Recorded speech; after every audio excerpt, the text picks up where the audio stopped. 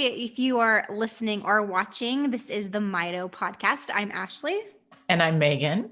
And today we have a special guest. Her name is Laura Insco, and her daughter Briley is who we're going to be talking about, right, Laura? Yes, Miss Briley.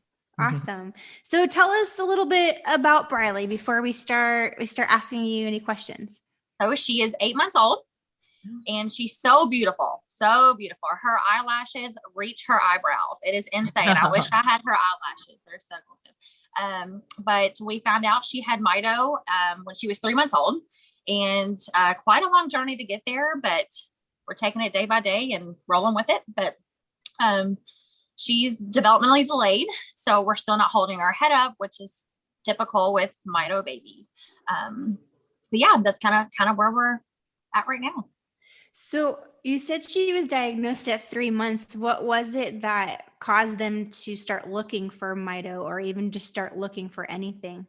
Our pregnancy was pretty typical. So starting out, everything was normal. I felt great, worked out every day. I had been pregnant before with Baylor, is our 3-year-old. And so I knew what to expect. And 20-week anatomy scan was perfectly fine. My husband, it was in the middle of COVID, so he actually got to go with me to that.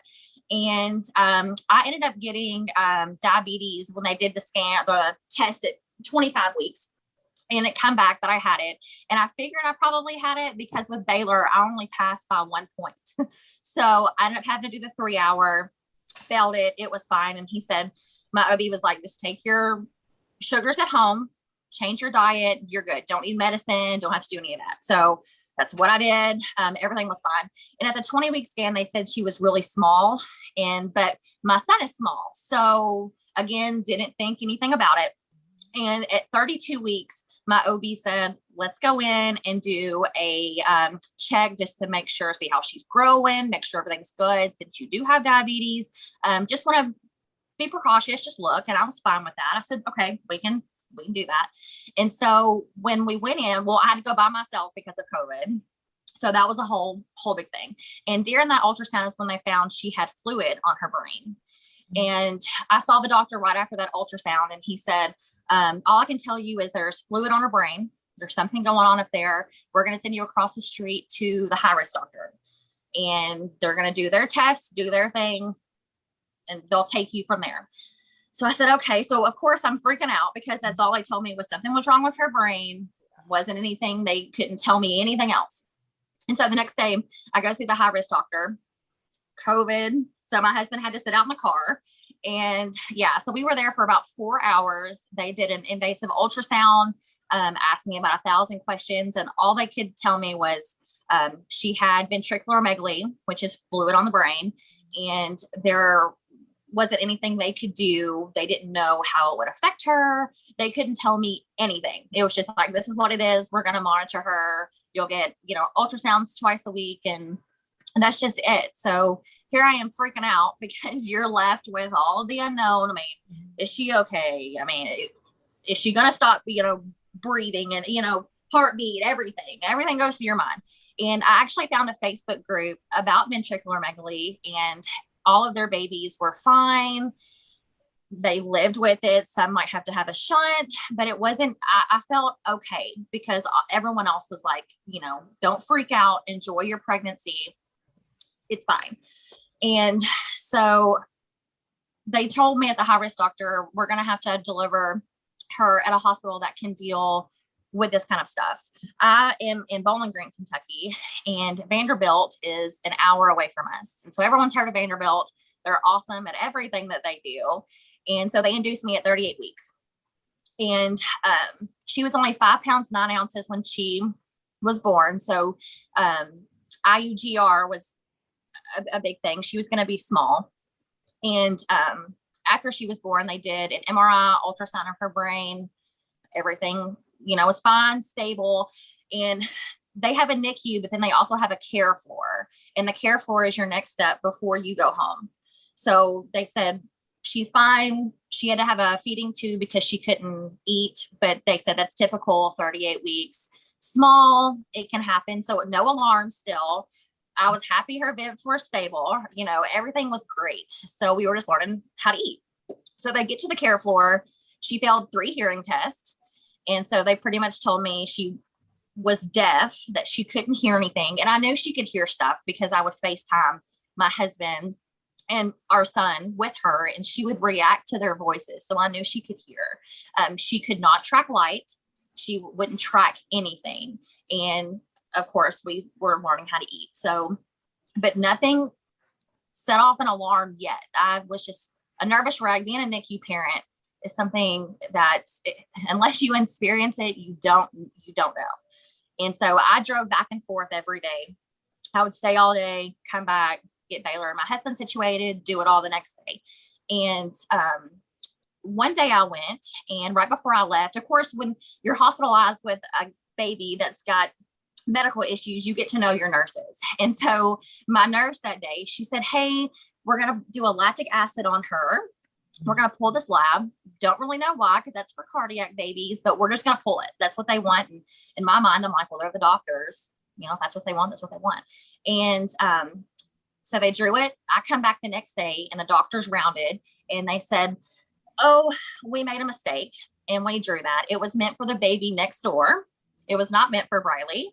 Briley had passed her lactic levels. All of her NICU screens were fine, and said it got mixed up.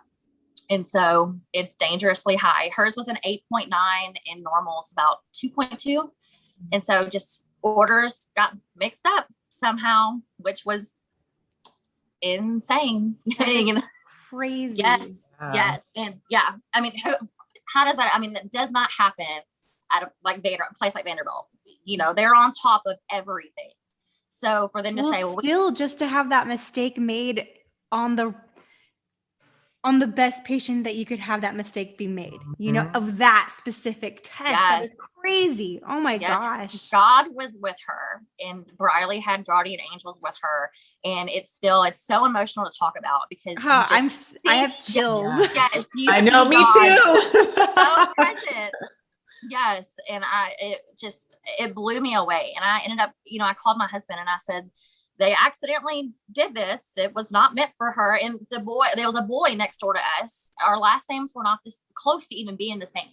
So there's no way they could have got us mixed up. So, but it was an 8.9, and they said, well, we're just going to send more labs off to Baylor University, which I thought was weird because I have a Baylor. So our son's name is Baylor. So I was like, okay, kind of weird too. So we're going to send it off there. We're going to figure out what's going on. Odds are we're just going to have to change her diet. So I thought, okay, we're just going to change her diet. No big deal. They didn't give me anything to worry about. They were really concerned because they couldn't figure out why her lactic level was so high. None of them had ever seen it like that before. And they're like, I don't get it. She passed her newborn screen. It's, you know, we just randomly took one and it's like this now. I don't get it. So they were even still at a standstill, and we were just like, well, okay, we're at the best place to get answers. So fast forward, Briley learned how to eat. We went home after 28 days, and we get home. Life is typical.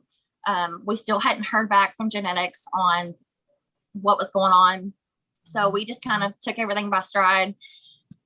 Everything was fine. Well, in September, she got to where she was super fussy all the time, like would cry nonstop. And I thought, maybe she has colic. Maybe it's acid reflux. So I took her back to the pediatrician. We changed up the formula, went on our way. Still the same thing. Well, one day she got to where she was super lethargic and was like white. And she had been whining and had just kind of, you could just tell she was just super lethargic. And I ended up calling my husband at work, and I said, we need to get somewhere now.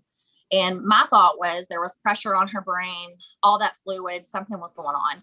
And we ended up, took her to our pediatrician's office, and the ambulance service here did not have an ambulance to transport us to Vanderbilt. So they come and got us and took us to Vanderbilt. And Vanderbilt did come and got Briley and took her back.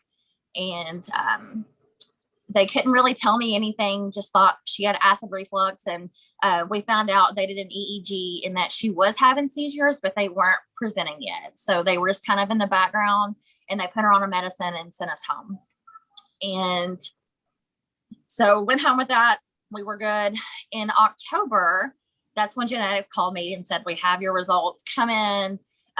No one told me to bring my husband. They just said, it's COVID, bring one, wear your mask, everything. So me and Briley make our trip to Nashville, and we went to that appointment, and I walked in and she sat down, the doctor did, and she said, is your husband here? And I said, well, nobody told me to bring him. It's COVID rules, didn't know. And she's like, okay. She's like, you need to get him on the phone now. And I was like, well, just tell me what's going on first. And then I can tell him when I get home. Like, I'm not going to call him at work. It's fine. And she's like, no, get him on the phone. And that's when she told me Briley is diagnosed with a metabolic disorder, which is in the mitochondrial pool, and it's pyruvate dehydrogenase deficiency.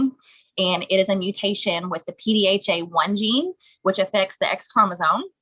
And luckily with girls have two X chromosomes. So in different parts of Riley's body, one X can turn itself on and the other can turn off. So she can do some things, and then other things she might be limited to. They just couldn't really tell me.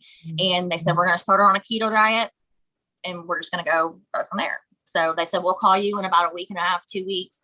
We'll start that, and she'll have to stay about a week to be monitored. That's just it. So they pretty much told me, this is a diagnosis. We don't know how long she's going to live. We'll start keto next week. That's it. And so here I'm freaking out. Don't know what, your world, of course, comes to an end. You don't know. I mean, I didn't even think I heard her tell me the news. Your whole body goes numb, which I know y'all know. It's just like, you'll never forget the feeling. You're just like numb. I don't even think I retained it. And I ended up, when I got home, finding a Facebook group of different parents around the world that have this disease. And there's, I think, 300 of us in the group. And of course, we're scattered. There's some in Australia, California, Texas, everywhere. And so we're all able to ask each other questions and share experience. So I got on there and just kind of shared, hey, we got the diagnosis, and families come back and they shared pictures and told us, look, don't look at the life expectancy, look past it, and it's all going to be okay. We're here. You can ask anything.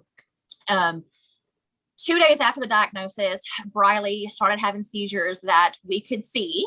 And I was holding her one day and noticed she started to jerk. And I sent a video to our pediatrician, and she said, call the neurologist. You need to get somewhere.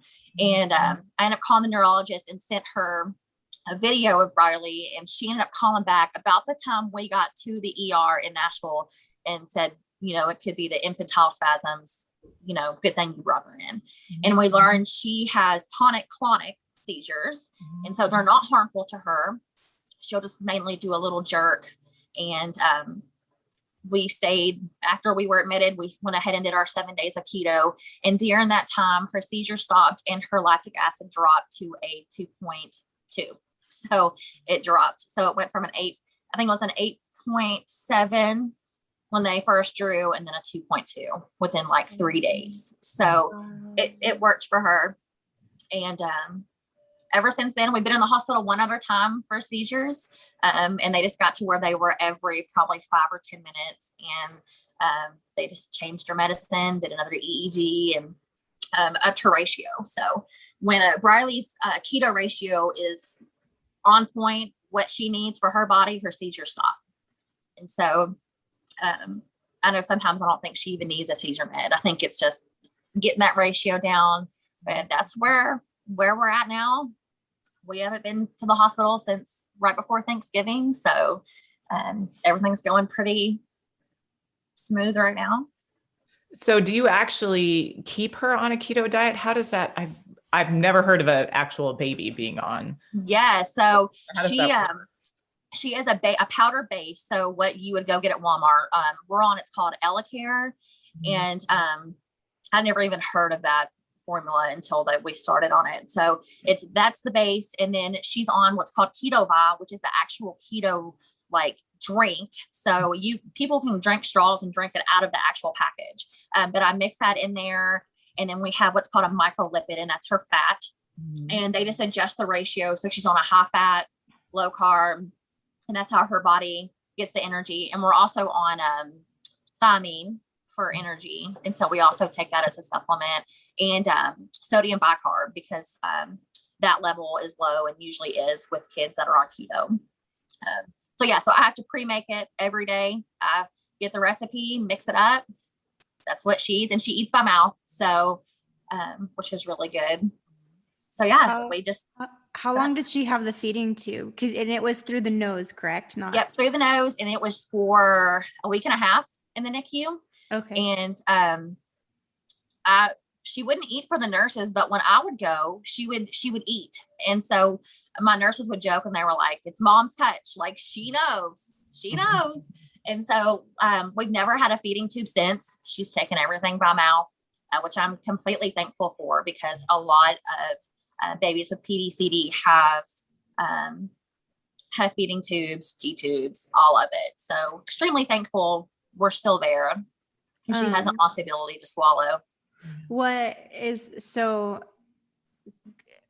Has she had like her eyes tested again and her hearing tested again? Where is that now at 8 months? So we've had 2 other ABRs, and she's failed them both, like bombed them, not passed at all. She had hearing aids in the beginning, and we noticed she had a shunt placed in November because pressure built up and she was just miserable. And after the shunt, we noticed she could hear so much better. She reacts to our voices. She can hear toys, but her test suggests otherwise. And so we actually go see her audiologist next week for an actual hearing test and not an ABR. They had us do ABRs, and where there was so much fluid, which they've never been able to really see her brain because they've all the fluid.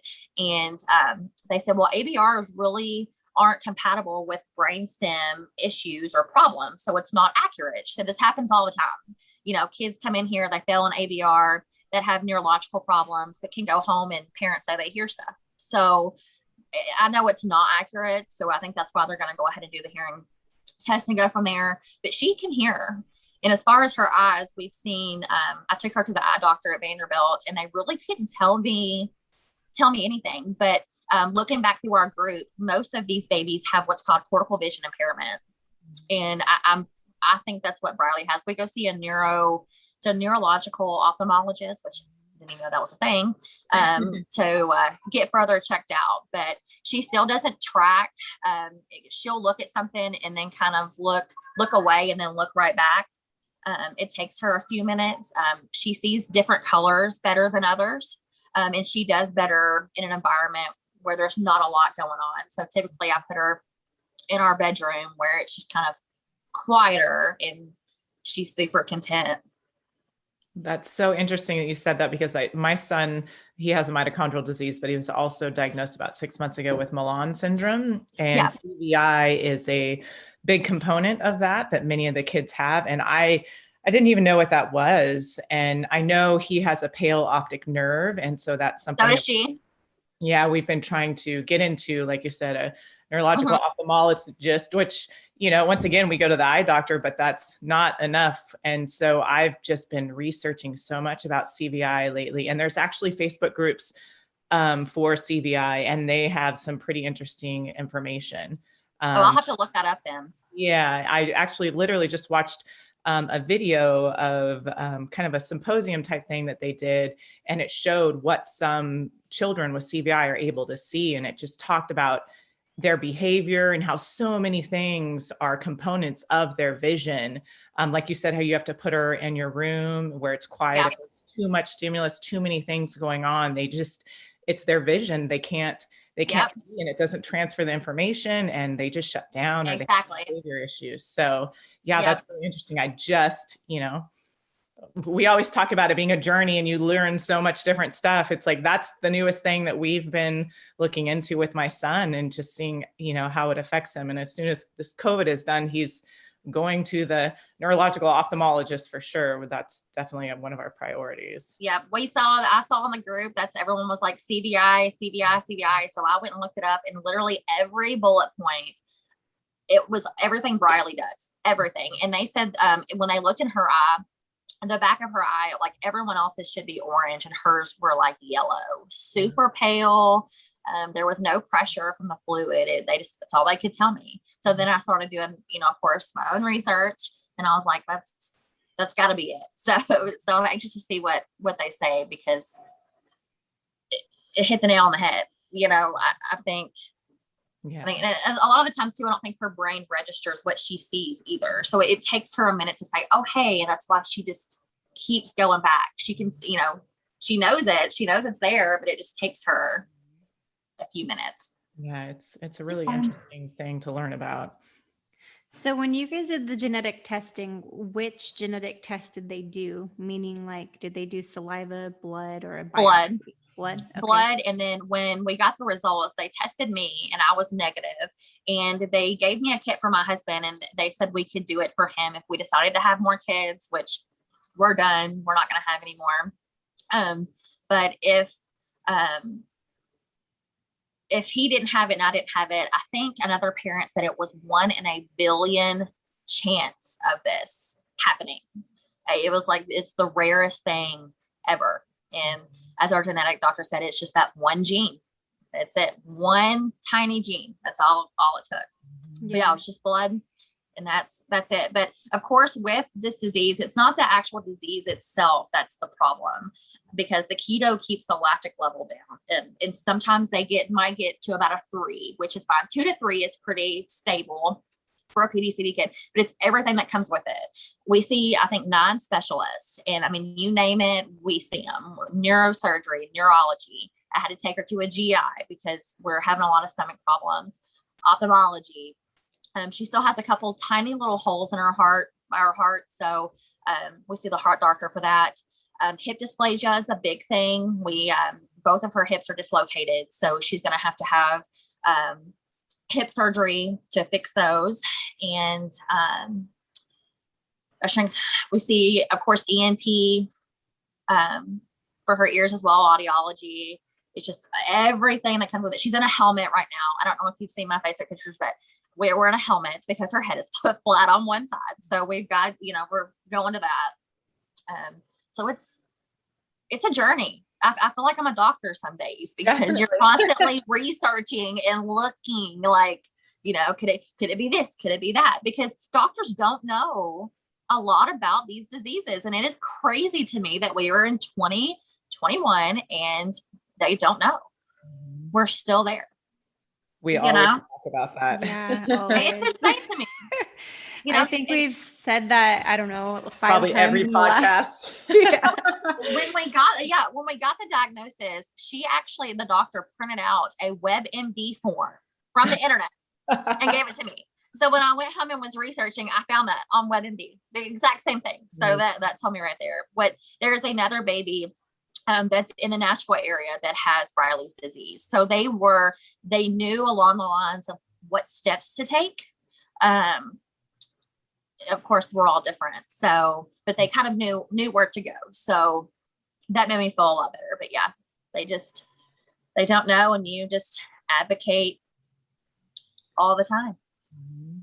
I think one of the positive things that when I hear about your case that you've experienced, is just the fact that you actually have a diagnosis so early on. I mean, that's pretty amazing. We talked to a lot of people. Even my son wasn't diagnosed till he was 2.5, and we have specialists here in San Diego.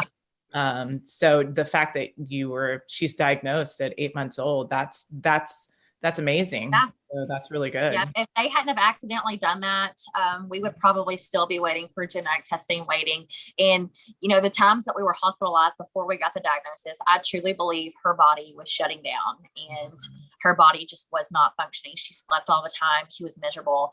And we're extremely lucky and extremely blessed, because if not for that one mistake, I don't know where we would be, or if she would even be with us, because she was starting to struggle. When she was born, she was 5 pounds, 9 ounces. And in August, she was just barely over 6. So she wasn't gaining weight at all. And at 8 months old, she's only 12 pounds. So it's a struggle for her to even put on weight or even grow. But I don't know where we would be. I told my husband we caught it the earliest we could have, because with y'all's podcast and even going and searching social media at different families, they don't find out till later. Yeah. And I couldn't imagine, 18 months, year, 2 years, we were lucky. It was early. The earliest I think we could have ever have done anything. Yeah. So do you guys have a Mito doctor then? No. No. No. And I don't think there's one anywhere close to us. They just kind of go off, I think, what they know from the other family, and then just kind of, go from there. And Vanderbilt is expanding their ketogenic clinic. And the keto, of course, stops the seizures, helps with everything going on neurologically. So they know their stuff as far as that. But as far as actual Mito disease, no, they don't know. You know what I wish? I know it's like hard in 2021. I don't know. Maybe we're on the cusp of this, but I think it would be great if we had Mito doctors that were able to like Zoom with patients. And I know that's hard because they can't be one-on-one. And I'm sure that that's like a big hurdle because you don't want to be sued for suggesting something and then it not working out, and right. Main purpose of not physically seeing them. But hopefully, like, I don't know, in the next couple of years, maybe that's something that in the medical field that they could expand with, where the Mito doctor is talking to your main physician or at least one of the specialists that you have to work with. Because like you said, when we were listing them all off, like we have 10 to 20 to 30 specialists for our children. So I think that would be a huge asset if we could find enough Mito doctors to be able to have like office hours where you could just be one-on-one and talk to a parent. Because I mean, essentially that's all it is. I mean, whenever Angie and I and Andrew would go in, we would talk to Dr. Haas. I mean, he would look at her, but it was more us telling him everything. Like gathering information about what's happened in the last year or 6 months or. Yeah. And I feel like that would help so many more families because like you said, like, I mean, in Kentucky, I'm trying to think. I'm going to look at the map because I know I'm really bad. I need to see distances and see how far states are from each other. Well, I was listening to one of y'all's podcasts and y'all were talking about, y'all had Mito doctors in San Diego. And I was like, I wish we had something like that here, and our two choices are either Vanderbilt or Norton's. And, I think they're in, Ohio, one of the two. So our pediatrician was like, if you ever have problems out of Vanderbilt, send her to Norton, go to this hospital, if they're not going to do what you need them to do, which Vanderbilt's great. They're fine. But we don't have anything like that here. And as you said, she's with me all day. I stay at home. So, she's with me all day. And if something's off, I know it. And the good thing about Vanderbilt is we have a portal, so I can write the doctors and they get back to me usually the same day with stuff. So it's really good. And her dietitian too is wonderful. I call or write on the portal, they get right back to me. We get everything solved, but we just don't have anybody here that knows it. Yeah. I didn't know about the keto diet with lactic acid. I knew everything else that you said, but with that, that's the first time I've ever heard of that. Yeah. And I wish I had known that because I would have 1,000% had Angie on that kind of a diet because her lactic acid was, the first time I think it was around 8 and then they went to retest it because they're like, oh, maybe she was stressed out. Maybe when the person was taking her blood, something had happened. And then the second time we got it back, I think it was at like 15 or something like that, 13 or 15. But, and she was breastfed, but when we got her G2, she had to have formula at night. So I wish I had known that because that definitely would have been something I would have at least tried. Because that's also really good. I mean, not 100% of the time, but I've heard from a lot of parents, it's really good for like epilepsy. But it does depend on the kind of epilepsy you have, the kind of seizures that you have. So I'm glad that you guys found that and that is working well. That's good. Yeah. As soon as we started, you could just see she started to come alive. I got a little grin, and while we were in the hospital, like it completely turned her around. And I didn't imagine it would bring that lactate level down to a 2.2. I could not believe it. And you could just see the instant change. Now, of course, like today, which they haven't drawn her lactic acid in a while. So I'm anxious to see, we'll do labs next month, but of what it is now, because we've adjusted her ratio a couple different times. But as I said, even if her lactic level was up there, I mean, really the keto diet's the only thing that's going to keep that down. Yeah. So you just you do it. You just hope it works. But we have some days where she's awake a lot and she's kicking and moving, and she feels great. And there's other days where she sleeps most of the day, and I let her sleep and let her rest, you know? Yeah. So that's been the biggest struggle for me, because I had Baylor on a schedule. I knew what he was going to do it and when he was going to do it. Like my life was planned. We didn't go anywhere unless he had already had his nap. And so it is, you know, a little different adjusting. And then of course you have to be careful who you expose, you know, Mito babies around. So we only see a certain few people that I know are safe and tested and don't have to worry. And then, you know, we stay home. We're still on lockdown, you know. How old is Baylor? 3, he'll be 4 next month. And did they test him at all for anything? No. So he is completely fine. Your typical boy. I asked if he would be affected or would his kids be affected. And the genetic doctor said no, that he got his X from me. And so, and where I was negative, he has nothing to worry about. So how is he handling everything? You know, he is absolutely obsessed with her. He thinks he's got to be all over her. And I'm like, scoot back so she can see you. Let her breathe. You know, he's so obsessed. But, you know, he doesn't know the difference in her being delayed or that she can't sit up. And, you know, he knows she's special, and he loves her. So, and he was so excited about being a big brother. Could not stand it. Like, and of course he's so jealous. Like he's a daddy's boy. So if dad's got her, he's like, me. Like, let mom have sister. Because Briley craves physical touch. So in the afternoons when he's home, one of us has got her, because she just loves to be held. That's her thing. She wants somebody to touch her. If she's being touched, she's good. So, and I'm like, you know what? I'll hold you all day if that's what you want, you know. But Baylor's great. That's sweet. Yeah. And how's your husband doing? He's good. Of course, he still works. So he's gone during the day, and I have Briley's in actually a really good routine. So we, you know, stay on our routine, and he gets home and loves on her.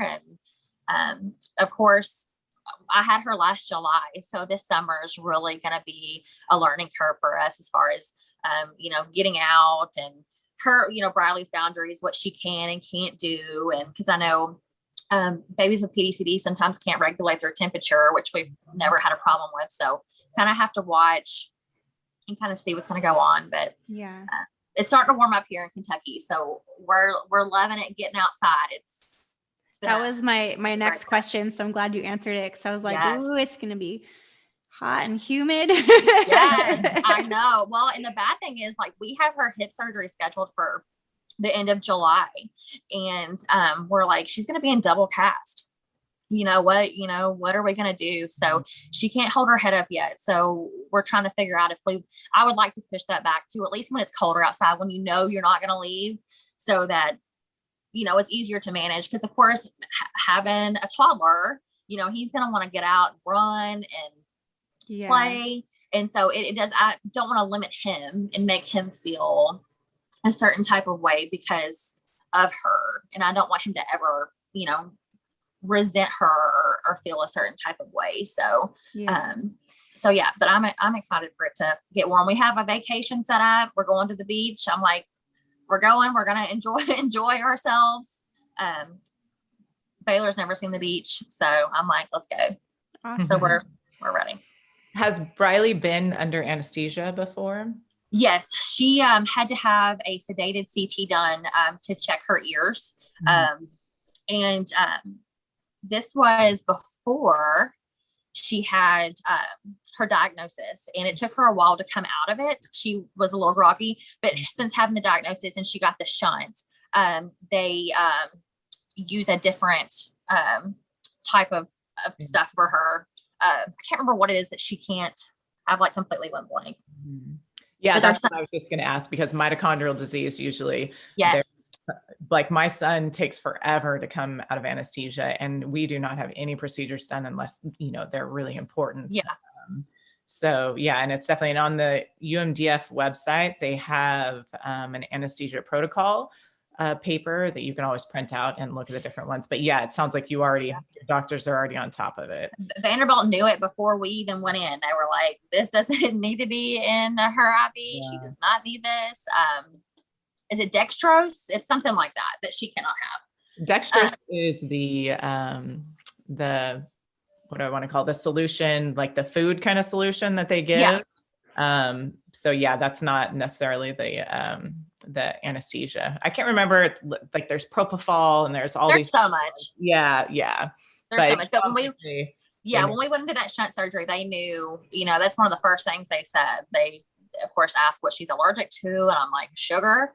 So of course they know. But during her shunt surgery, she did fine. She was of course groggy, but she come out of it better than the time before. Yeah. That's good.